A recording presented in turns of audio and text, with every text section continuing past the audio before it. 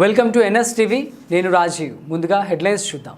రైతుల సంక్షేమం, వ్యవసాయాభివృద్ధి కోసం కూటమి ప్రభుత్వం నిరంతరం పనిచేస్తోందని కొత్తపేట ఎమ్మెల్యే బండారు సత్యానందరావు స్పష్టం చేశారు. బుధవారం రావులపాలెం మండలం దేవరపల్లి గ్రామంలో రైతన్న మీకోసం కార్యక్రమంలో ఆయన పాల్గొని రైతులతో నేరుగా మాట్లాడారు.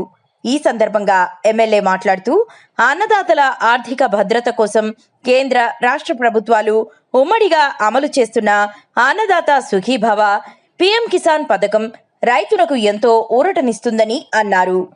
ఈ ఆర్థిక సంవత్సరంలో ఇప్పటి వరకు 3 విడతలుగా ఒక్కో రైతు ఖాతాలో మొత్తం 20,000 రూపాయలు ఆర్థిక సాయాన్ని ప్రభుత్వం జమ చేసిందని ఆయన వెల్లడించారు.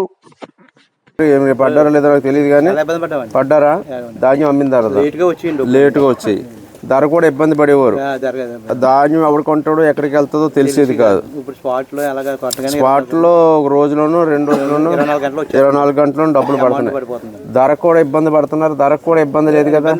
ఇది వరకు మిల్లికాడికి వెళ్ళాక మనకు ఒక రేటు చెప్పేవారు. మిల్లికాడికి వెళ్ళాక కటింగ్ చేసి ఓ రేటు ఇచ్చేవారు. లేకపోతే మీరు వేరేగా డబ్బులు ఇవ్వండి, మేము వేరేగా ఇస్తామన్నారు. దళారు ఎవరో ఉండి నేను ఇచ్చేసాను నీకు తగ్గించి ఇస్తానని చెప్పి తగ్గించి ఇచ్చేవారు. అనేక ఇబ్బందులు పడ్డారు. ఎరువులు కూడా అందరూ ఏమైనా ఇబ్బంది ఉందా మీకు? విత్తనాలు అలాగే భూసార పరీక్షలు ఈ వ్యవసాయానికి డ్రోన్లు ఏమైనా ఉపయోగిస్తున్నారా మన ఏరియాలో? ఉపయోగించారా? దానివల్ల ఏమైనా ఉపయోగం ఉందా? తక్కువ అంటే మనకు పెట్టుబడి ఖర్చు ఏమైనా తగ్గుతుందా? దానివల్ల చాలా మేలు కలుగుతున్నాయి.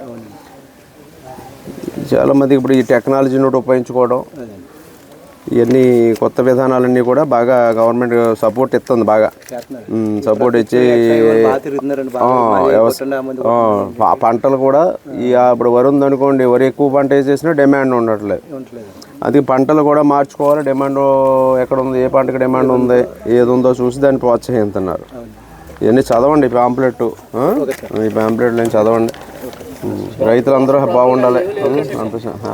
అన్ని ఎలా తింటామో మన భూతేలికి కూడా అన్ని రకాలుగా ఇవ్వాలి కాబట్టి.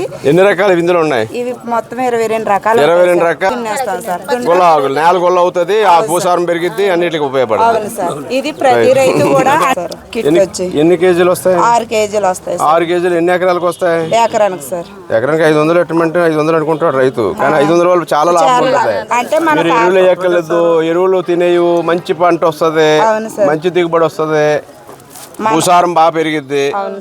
చెప్పాలి, ఎటికెట్ చేయండి. దీని మీద ఏమైనా సబ్సిడీ లేవా? ఏమీ లేదు సార్. అవును సార్.